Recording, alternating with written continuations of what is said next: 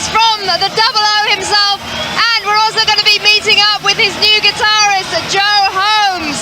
So for everything that you ever wanted to know about the man of and his new record, sit back and enjoy the next 90 minutes of loud and live music in Acha from the Ozzy US Tour special of Headbangers Ball. Yes, welcome along to Kansas in the good old US of A. We're on the Ozzy Osbourne American Tour, bringing you exclusive preview of the upcoming European date. So it gives me very great pleasure to welcome Ozzy down to Headbangers Ball once again. How are you? Nice to see you. How are you today? I'm getting there, you know. I've been up and down and back on the road again, you know. Life on the road with Ozzy again. It's good to be back. Good. I know, and you've called the tour the Retirement Sucks Tour. Well, it does. And, I mean, I'm always making these dumb statements, and people say, "Well, why did you say you were retiring?" And when I said I was retiring, I thought, "Why did you say that, you dummy?" You know. I mean, when I got home and I go, well, what does a retired person like me do? Just sit and die, you know. And it wasn't too long before I started to write songs and started to get thinking about getting a band together, because it was the second time in my life without a band, and it was kind of like a fish out of water. So I just got I got Geezer back with me, Pound Joe Holmes, great player. Dean Castanova started the tour, but then I replaced him with Randy Castillo because it wasn't really working out. And the album is the album, and I'm sure everybody seems to like the album. And to me, already I'm working on a new album, you know. Wow. I got so much stuff left over from Osmosis, and now Joe's come along, who incidentally was a Randy Rhoads student, which was a nice, pleasant surprise. Didn't know that when I first picked him up. We're going to talk in depth to Ozzy all about the tour and the Osmosis record, which is out now in Europe. But just really, how have the shows been going? Because you had a crazy time in South America, didn't you? In South America, I mean, the only other show I've ever done in South America was Rock in Rio. I think it was in 1985, which was great. And I've never played Mexico. I've never played Argentina or Chile, but it was just incredible. The response was phenomenal. And then everybody got the South American bug, and then everybody was dying, and I thought I was the only one who never got it, and I got it right at the end, and then I had to go to Japan to do the promotion. And I got sick for a while, but I'm a lot better now than I was, you know. See how tonight goes. I was going to say the shows are going. I mean, I'm still working out and training every day. I was going to say you look very, very fit, and I think you're actually playing one of the longest sets ever. Is it about 2 hours? 2 hours. So you got to keep really fit. Mhm. No more drugs, no more late nights. Good boy now. I'm a liar as well. Well, we're going to go into the video for Perry Mason, the first video from Osmosis. And just very briefly, I've been on holiday, so I haven't seen this video yet. But what I've heard about it, is it kind of similar to the introduction video that you show before you go on stage? Are there some elements there? Well, it's made by the same guy that made No More Tears, so you'll see a similarity in that respect. But it's a very, I don't know what the video's about, to be honest. It's just kind of like this chick and me and this guy and this little girl, and kind of like, I don't know, I'm not really into videos, to be honest with you. It's a great song though as well, and something a little bit different for you, a little bit kind of a fun thing. It's it's, you know, I just try and be different every time, you know, instead of sticking to the same old monotonous formula, just have a little bit of fun with it, you know. Okay, well, we'll talk to Ozzy lots more, but right now we're going to show you that brand new video from Osmosis. This is all about that amazing detective, Perry Mason. Okay, we're still talking to Ozzy all about the new record, Osmosis, and of course checking out all the action on his American tour. We talked a little bit earlier about the band. It's like you said, it's a different lineup to the one that played on the album. What happened with Zach? Well, Zach never was intending on coming back with me, because when I finished No More Tears tour, he'd got Pride and Glory, and he'd got his own record deal, and he'd got his own band, and I went off on a kind of writing campaign where I met up with different writers, and I also wrote with Zach and with other people. I wrote with Steve Vai, I wrote with Mark Hudson, I wrote with Jim Valance, Taylor Rose, a bunch of people. But I didn't want to have an Ozzy Osbourne all-star record in the respect that everybody plays it, a new guitar player on every track. So Zach very kindly said he would play it on the whole album, which is great, good, nice of him to do that, and it's good, you know. But I mean, it doesn't really matter the studio. In the past, I mean, on going way back to the first Blizzard album and the Diary album, the people that actually played on the album never toured with me. I mean, Lee Kerslow was the drummer on Blizzard and Diary, but he never ever toured with me. And Bob Daisley was a bass player. He toured, then he didn't, then he toured, then he didn't, you know.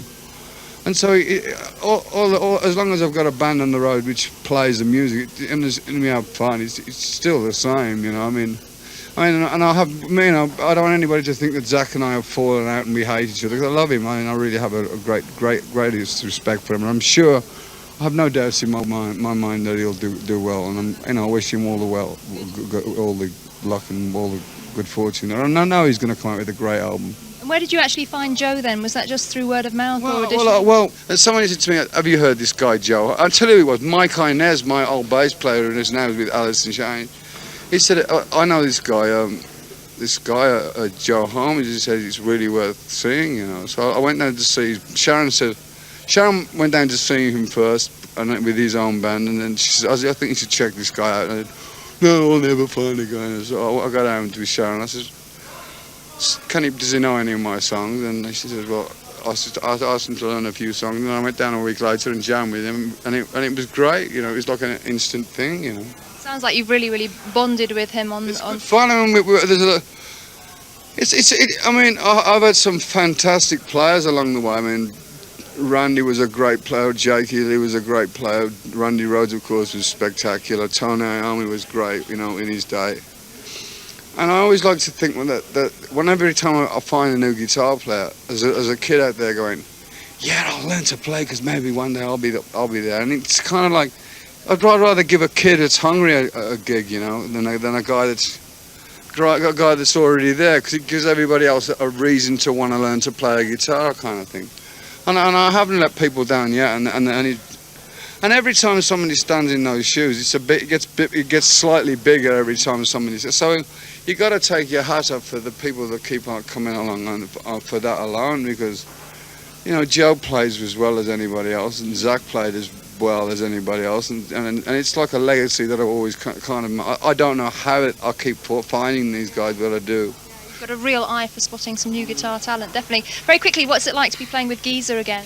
It's fantastic. I mean, Geezer and I have always remained friends. His wife's very good friends with my wife, and his son is a very good friend of my son. It's good to have him back, and his GZR project's going well. Plastic Planet, and I really hope that he has success with that. I really think he should. That he deserves it, you know. Getting a lot of interest, and I'm glad he's finally done something on his own, you know.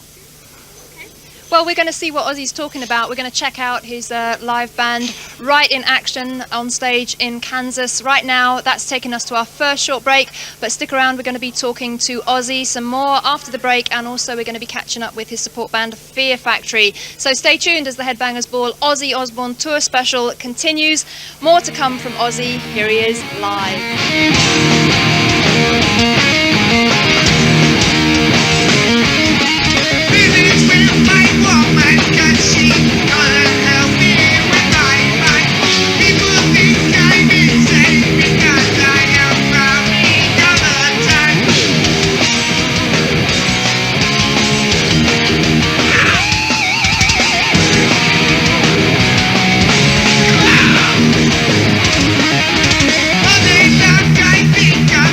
Bye.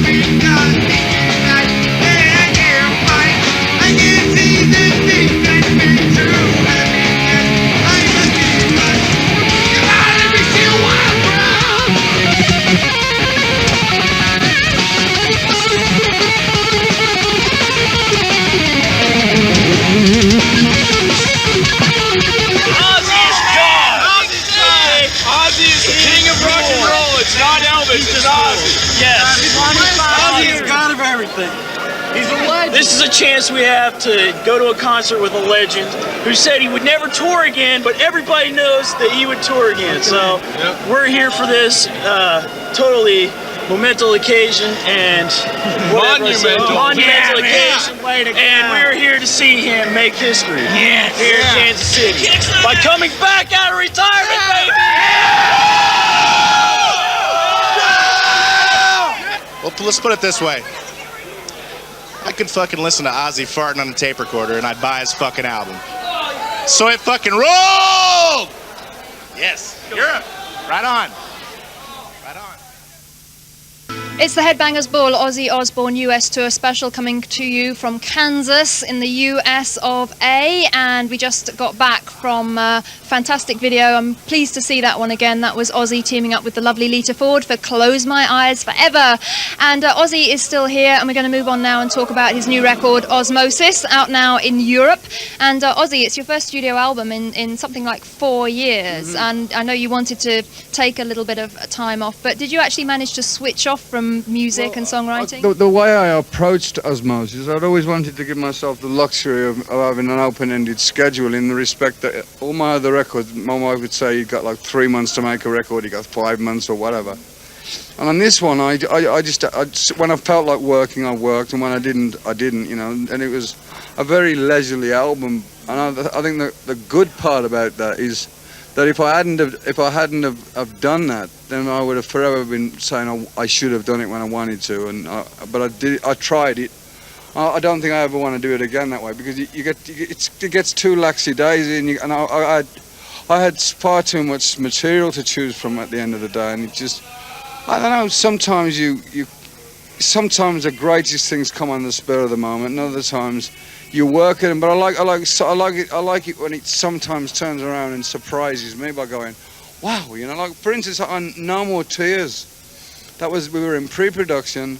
Mike Hernandez had just joined the band. He started jamming that riff, like the bass run, and that song was a gift from nowhere. And we'd been writing for 2 years or so. Very spontaneous. And it just came up from nowhere, and that's always the fun part of it. You can sit in the studio forever and a day, and all of a sudden you're just ready to go home, and somebody goes bang, and it's like they calm you, you know. I don't think so much as we write songs, but you have to, like, it's like fishing, you know. You sit there with your fat pole and you hope. Sometimes you get a fish straight away, and other times you sit there for weeks and don't get anything, and only you catch one, and you know. Now, you mentioned for Osmosis that you collaborated with a variety of different songwriters. Yeah. You mentioned some of them. Did that kind of help you explore new musical horizons? I thought, you know, I met Michael Beinhorn, the producer, and he said, well, have you ever worked with songwriters? And I thought, well, I was going to sit in a room and the guy's going to go, this is what I want you to sing, and listen, I'm going to sit there like a dummy. But I was pleasantly surprised, because not only did I learn off them, but they also learned off me. So I made a lot of friends. I made a lot of music, and I made a lot of friends as well, you know. Well, one of my favourite tracks on the album is I'll See You on the Other Side, which you co-wrote with Lemmy from Motorhead, of course. We love Lemmy, and that's rather fitting, because right now we're going to take a look at a previous collaboration between Ozzy and Motorhead, and this is the guys with I Ain't No Nice Guy. Hi there, and welcome back to the Headbangers Ball Ozzy Osbourne US Tour special, and it really is a case of access all areas on tonight's show, because right now Ozzy's taken us backstage to the peaceful sanctuary that is his dressing room. So Ozzy, if we could just carry on talking a little bit more about Osmosis. It's your 11th studio album to date, I think. How do you manage to keep things creatively challenging? I don't really know. Unfortunately, because I'm just recovering from bronchitis, I cut the set down a little bit, and so I didn't do Perry Mason tonight, which I usually do. But I don't know what it is. I just try and keep going, you know. I don't know where it comes from. But you kind of know. I don't know. It's a very difficult question to answer. I just try and do something different all the time, you know. What do you think will surprise people about the new album? Because it's very diverse. Well, that's kind of. So I co-wrote a bunch of songs, and I gave them to Michael Beinhorn, and I said to him, make me an album. I gave him like 35 songs, and he says, yeah, okay, we'll do this one, this one, this one. So the diversity, I mean, I'd got a lot of musical frustrations within me that I wanted to vent. This album, I have a kind of a love-hate relationship to it, because Michael Beinhorn had me working like I've never worked in my life. He had me singing all day and all night, and it was more work and not play. And whereas a lot of the stuff in my past, there's been a lot of play and a little bit of work. But you know, it's a well-made album. You know, I'm already thinking of my next. It's an old record for me now. I've got enough material to go in and make another record. So the follow-up to Osmosis will nowhere near be as long as Osmosis was from No More Tears. Well, we'll talk a little bit more about Michael Beinhorn in the next segment, but right now we're going to go to some more music, and this video has been chosen for us by Ozzy, something he'd like to see on the show. This is AC/DC with their current video, Hard as a Rock. We're still chatting to Ozzy backstage at the Memorial Hall in Kansas City as a preview to the upcoming European tour, and talking of the new record once again, Osmosis, Ozzy. Talking about the lyrics, it seems to me that on this album you've been influenced a lot by people. When you're writing songs, did you get inspired? Did you kind of think about people that inspired you? A lot of the lyrics, were kind of like band stuff. I liked, like for instance, on the track Denial with Mark Hudson and Steve Dudas, I like using kind of abstract words that mean nothing, but you make your own mind up, you know. It's like, and I Just Want You are very special to me. Mm-hmm. Yeah, I love that song. That's one of my favourite tracks on the album. So just quickly, going back to the producer, he's an interesting choice of producer. He's worked with some great bands like Soul Asylum and Soundgarden. Well, why did you choose him? I heard the Super Unknown album, and you know, people said, somebody's made a really interesting remark to me today. And I said, well, your album sounds very similar to Soundgarden. They go, oh yeah. And I go, well, everybody tells me that Soundgarden sound like Sabbath. So if I sound like Soundgarden and Soundgarden sound like Sabbath, I've gone full circle. I didn't go, I want to sound like Soundgarden. I just like Michael Beinhorn's sound. Again, the guy gets killer sounds in the studio. I mean, you going. What I had to, before I started the project, I said to the guys, one thing we must have is fun. We must all have fun. He goes, oh yeah. But then you got a guy like Michael Beinhorn who is got it in his head, and you can't move it. You know, he's focused. He knows he knows so much about it, whereas I don't. I just think he should have fun and make music. You know, but he's into the technical side, and he would sometimes we'd have rows and arguments, and he'd say to me, "Hey man, it's your record, not mine." I'd go on, in my heart of hearts, I knew when he was saying things that he was right. You know, I knew that he was, because I want to go and I go do it once and go home, and he wouldn't not forget. If you make a record with Michael Beinhorn, forget ego, because he don't give a shit if you're Elton John, Ozzy Osbourne, whoever you are. He'll tell you the way it is and what he wants. And so he pushed you pretty hard, but it was worth it because it's great. If you're gonna make, I went into the recording studio to make a good record, not a good friend. At the end of the day, I made a good record and I made a good friend. So Oh, that's fantastic. Thank you, Ozzy. Okay, well, we've got to go to our next short break right now. Taking us there, we're going to show you some live performance from tonight's show at the Memorial Hall in Kansas.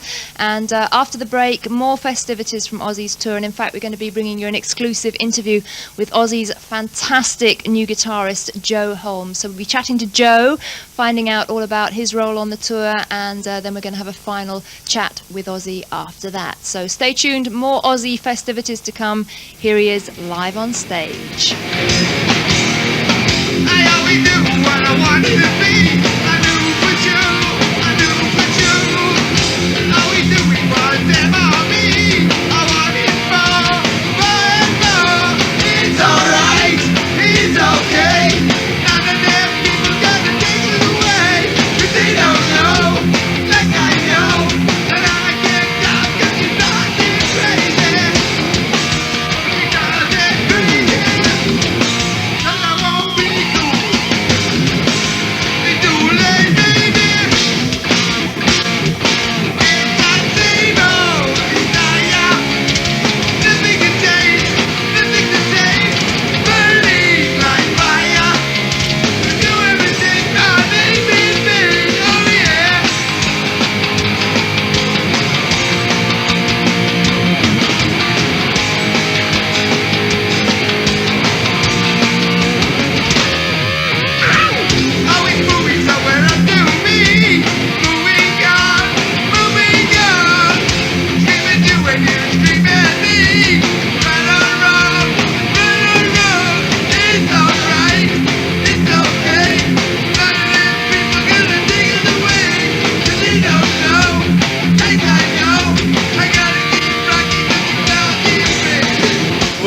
think of heavy metal, you think of Ozzy Osbourne. That's all I gotta say. He used to be an idol, now he's just an icon.